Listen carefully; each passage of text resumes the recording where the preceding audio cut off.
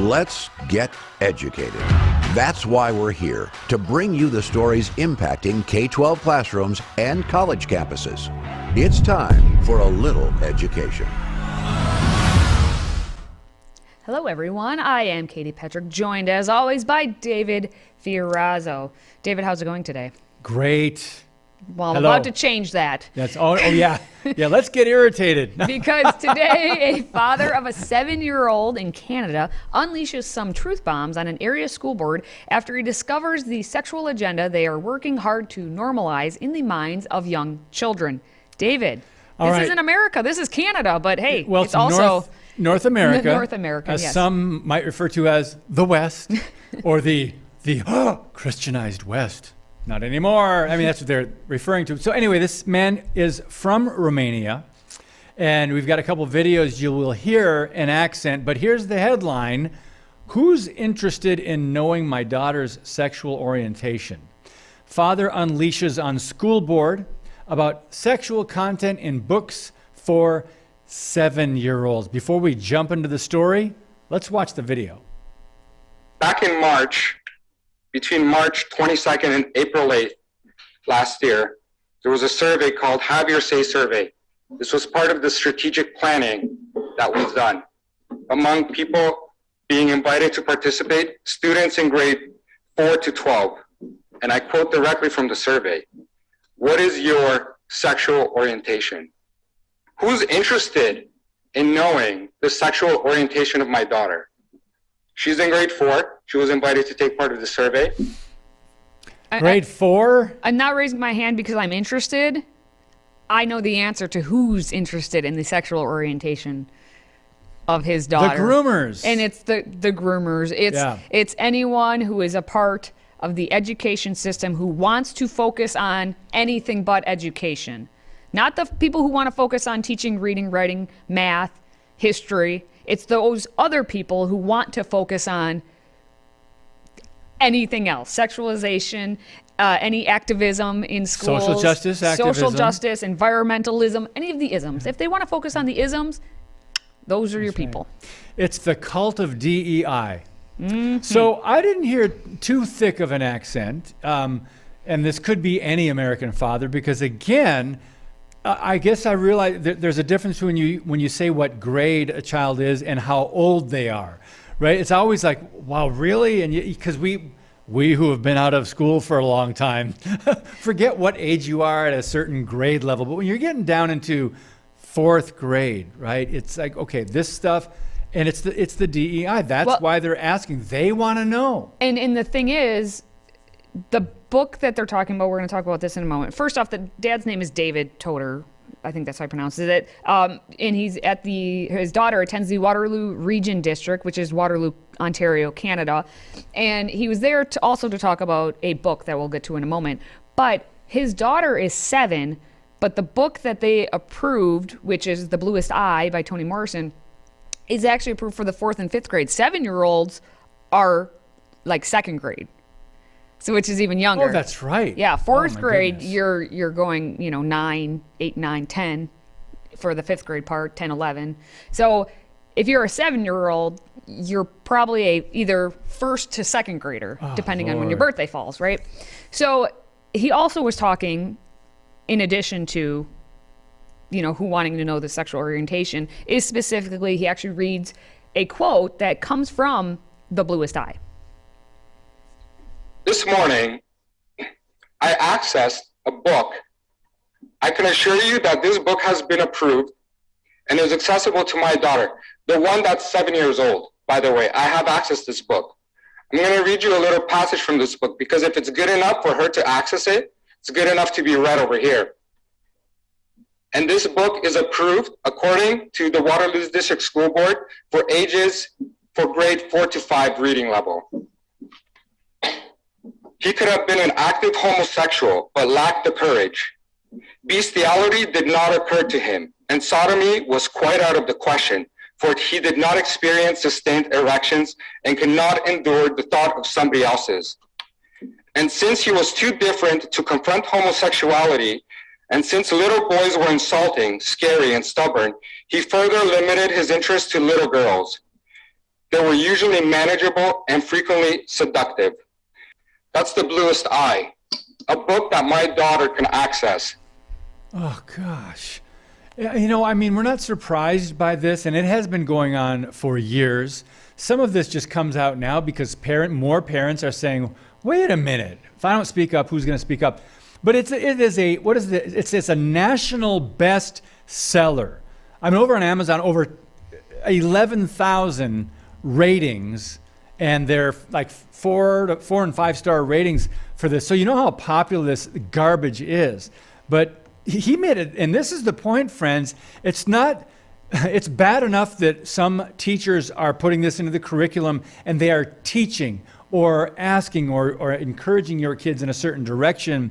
But this stuff, if it's not in the curriculum, other things like this are available. Very key point that it's available to young kids at that level. And I think what you said right at the end is available to young kids. So I am for free speech. I am okay in terms of students being able to access controversial topics, not inappropriate though to their mental capabilities, to what should be at their own level. You should not be having any conversation like that, even more so to anyone that young, but to just have it widely available for it to be in the curriculum, even at grades 4 or 5 or level 4 or 5, whatever that means for Canada. That's where I'm like, absolutely not. You cannot do this. Because there are a lot of books like To Kill a Mockingbird, which are controversial books as well. So it's like you have to look at it on an individual basis as to what these books are containing. This has no rhyme or reason for it to be in any school library for elementary aged students. It just doesn't. Well, if you talk about education, the purpose of the education system, and talk about what kids should be learning, yes, this doesn't have any business. But a teacher brought attention to the school books in the library. The video was taken down, he explained. And he said, it seems like the entire database on YouTube was wiped, but I did see the video. He was asked during an interview. So this, again, they're going to cover up. Nothing to see here. Move along. We'll take it. But they're not going to change, I don't believe. It's extremely rare when a school says, okay, we were wrong, let's change the policy. Can you imagine that coming out of an educator's mouth? Yeah, you're right, good point. We were wrong about that. It shouldn't have been up there. We're going to change the policy. I mean, how many times? I've never heard that. Well, yeah, and this is he was talking in reference to the greater availability of meetings in general being available online. And so since it had something that made maybe the trustees look like it wasn't positive for them, then they're like, oh, let's just get it out of the way. Well, anyway. I say every classroom needs to have a camera in there, and it should be available to parents to be able to tune into at any time they want. All right. Anyway, still to come. One California school district claims at least 6% of their students identify as transgender, more than 4.3 times the national average. What's going on out there on the left coast? We'll talk about that next.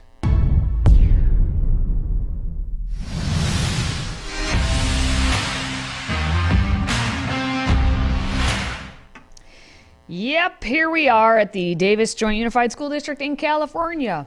Yet again, they're back in the news, and this time, according to data that was analyzed from Reality's Last Stand, an average of 6% of surveyed students identified as neither male nor female during the 2020-2021 school year. Now, given the nature of the survey in question, this number didn't include students who identified as the opposite sex. Okay, so the analysis found that this floor estimate, which they're saying this is the bottom, this is the bottom, it could be more. This floor estimate is nearly 4.3 times the national average and 3 times California's average. So, of course, David, you're saying, what is going on in this specific school district? Yeah. Well, we do know. We do. We've talked about them before, and basically that their focus is the sexualization of children, is the focus on everything other than education itself. Now, according to the 2020-2021 main report of the California Healthy Kids Survey, 1,443 students in grades 7, 9, and 11 were surveyed by the secondary schools in that school district. Grades 7, 9, and 11. right? So think about the ages of those students. Here are the actual results. When they were asked, what is your gender?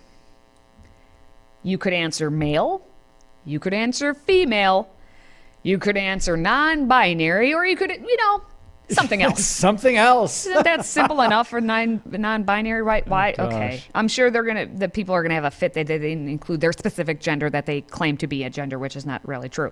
But let's look at the data. Grade 7, grade 9, grade 11, and then they have the non-track students. And it looks like, you average it out. These kids are saying, I'm non-binary, or I'm something else. They don't even know what they are. And if I know this is small numbers, but if even the 7th grade class was just 100 kids, 6 of those kids are saying they are not male or female. How could 6 of them, and that's just the low number, that's not even the high number, but like 3 and 3, like how could 6 of them being like, no, I don't know what I am? When did we get to this point, David? Well, that's another thing. We don't know how big these classes are, just as grade 7, grade 8, grade 9. They're going to be huge. I mean, what? Is this a district? This is the whole district. The whole district. Yep. All right. Well, it is California. I'll say that. That is true. The scary thing is, we used to make a joke about it. Remember, the commercials, the infamous commercials. What happens in Vegas doesn't stay in Vegas. Well, when it comes to indoctrination and curriculum and all this stuff, what happens in California doesn't stay in California. So we've seen this across the country. We've seen this in different places. It's small towns. Do we have to mention again this town of 4,000 in Wisconsin that had kids suspended? I think it was the 7th or 8th grade. Or was it junior high? Anyway, either one. They were suspended for not using the right pronouns. So these are small towns. So back to this survey, this is non-binary. Some ages, 7th grade, can they even explain what that is? Adults can't explain what a woman is, so no. And that's the point. Well, you're talking about a Supreme Court justice. Yeah, that as well. All right, well, another question that they asked was saying that some people describe themselves as transgender when how they think or feel about their gender is different from the sex they were assigned at birth. Assigned. The question is, are you transgender? And so you could say, no, I am not. Yes, I am. Or I'm not sure if I am transgender. And now you look at the percentages where you're thinking in your head, oh, great, 90% of them 7th grade, or 91% of the 9th grader, 94% of the 11th graders, no, I'm not transgender. You're wondering, why is that not 100%? Well, it's because we also had kids they declined to respond, which means maybe they would just get lumped in the I'm not sure category. But you had 2%, and 2% on average for each of the grades saying, yes, I am transgender, which means 2 out of every 100 kids are saying, yep, I'm transgender. Or you have in the 7th grade, 4%, 9th grade, 3%, 11th grade, 3%, saying, I'm not sure if I'm transgender, which means that's a statistic some of those teachers are going to hone in on and be like, all right, these are the ones I'm converting over the easiest. I got to get them. I'm close because they're not sure. So they're going to take them over and make sure they come to their Just side. Just a little bit more encouragement down the Exactly. road of transgenderism there. The decline to respond is an interesting category or interesting option here. And I'm wondering how the teachers or the district will look at those who decline to respond. Are they rebellious? Are those Christian families? Are those just free speech, none of your business, decline to respond? That's grade 7 and 9. That's interesting for that age. Well, let's remember demographics within the school district is according at least to the data they collected, majority of those students are white. They come from upper middle class backgrounds, and more than 80% of the parents had obtained college degrees. How dare you? So you can, based on everything we've learned over the course of how many years of doing this show, understand where these people are. In the city of Davis, which is where the district primarily is, Democrat voters outnumbered Republican voters 6-1 in the 2020 presidential election. So there's that. So there's that. Yep, we're going to head across the country, though, when we come back, because the city of Cambridge, Massachusetts, is hosting and did host a youth sports event for kindergarten through 5th grade children who are Girl X. What? Yeah, we're going to talk about this insanity and what they basically qualify as being Girl X when we come back. Today's show is sponsored by our friends at MyPillow. Save up to 66% on pristine quality bedding, towels, slippers, signature pillows, and much more when you use the code EDUCATED. That's EDUCATED. Educated. Support this show and a great American company.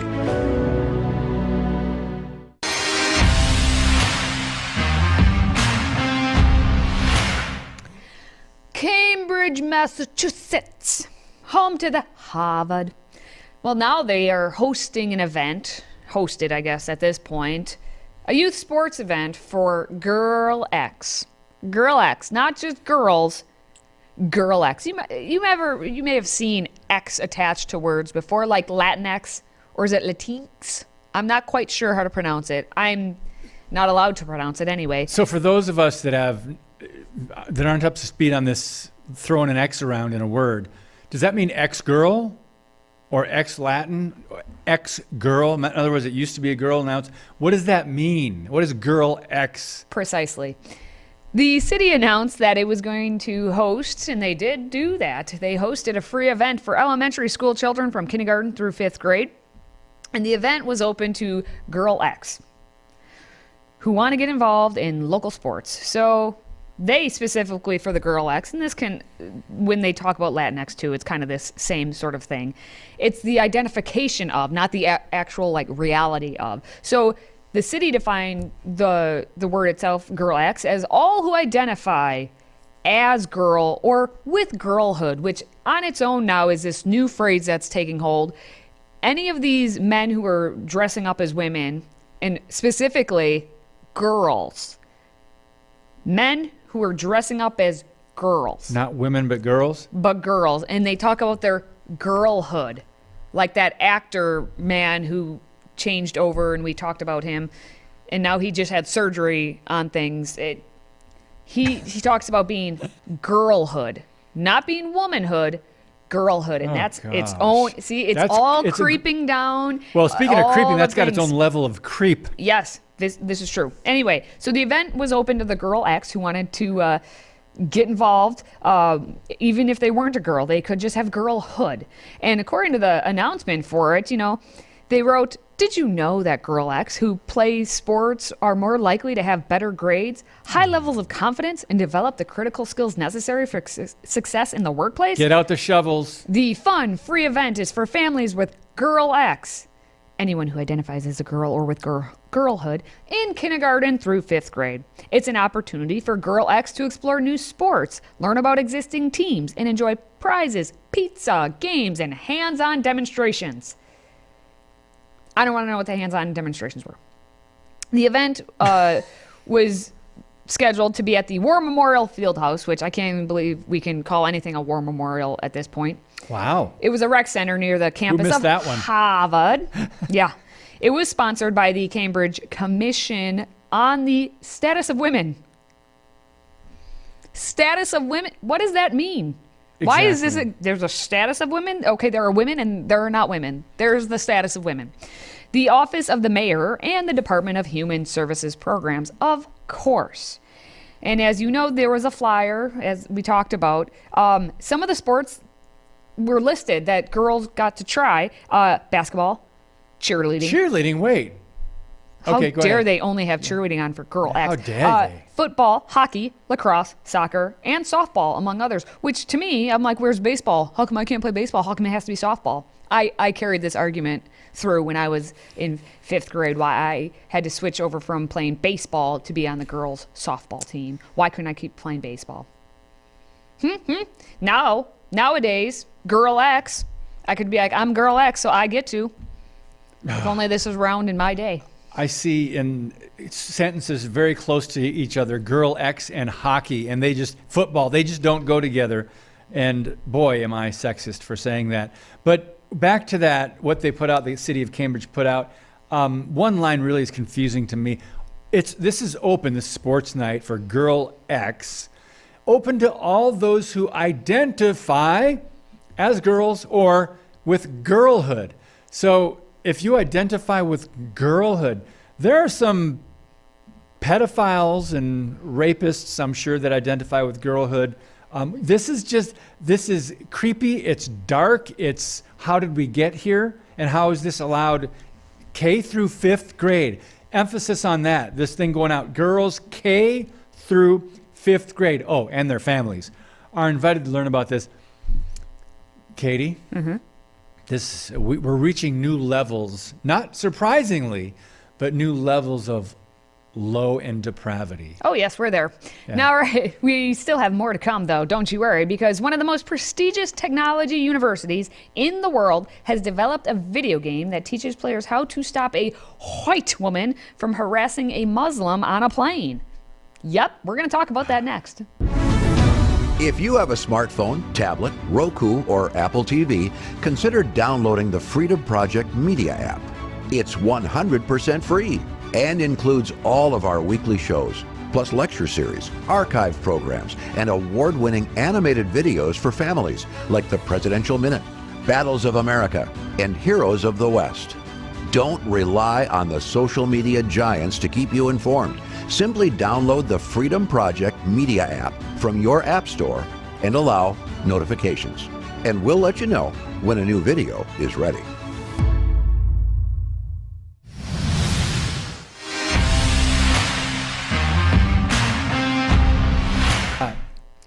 Hey, we are now moving along to a video game. This is MIT, and it gets players to confront white Midwestern woman aboard airplane over her simulated xenophobia.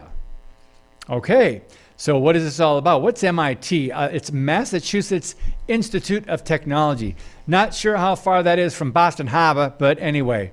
Researchers have developed this video game where players can virtually signal their virtue. Okay, one academic has expressed optimism that this game signals an opportunity in the virtual space to inoculate users against purportedly discriminatory ways of thinking. So it's on a plane, this virtual reality game. It pits a fictional antagonist, Marianne, a Midwestern white woman, parenthetically inserted there, with limited exposure to different cultures and customs. Shame you not being exposed to world religions and customs and other things, against Sarah. So we've got a Muslim, apparently a Muslim woman named Sarah wearing a hijabi, whose immigrant parents evidently have afforded her greater cultural knowledge and relative innocence. This is just twisted from the start. And these, I don't want to call it stereotypes. What do you think, Katie? This is stereotype. So the researchers, Kegler, Yildirim, and Fox Harrell, they wrote an entire paper on it because they made up this entire game called On the Plane. And just like you said, you have Marianne and then you have Sarah. And so they're being pitted against each other, and basically based on the choices that you choose, it determines, like how it gets carried out, like any of these video games have. Okay. And again, they wrote an entire paper about it and made the video game. Now they are both with the Computer Science and Artificial Intelligence Laboratory at MIT. And they suggested in that paper that computationally supported role-playing games have the potential to promote successful perspective taking.